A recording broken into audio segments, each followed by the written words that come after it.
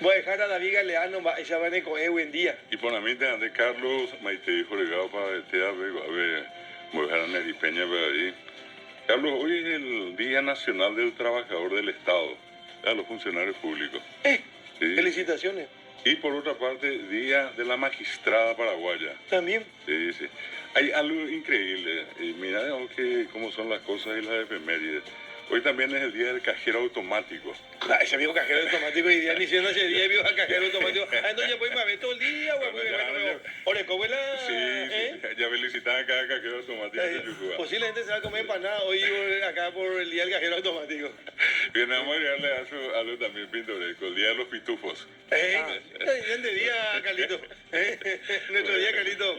Un día como hoy nacía una de las más destacadas artistas dentro de la música paraguaya. Y en una época difícil para las mujeres, Chorita Rodis, y la esposa de Rodis Segovia. Ellos por muchos años desarrollaron actividad artística a nivel nacional e internacional.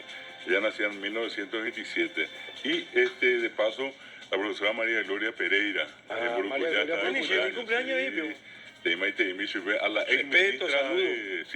ex ministra de Políticas Lingüísticas, también la profesora Ladislao Alcaraz, también está hoy de cumpleaños.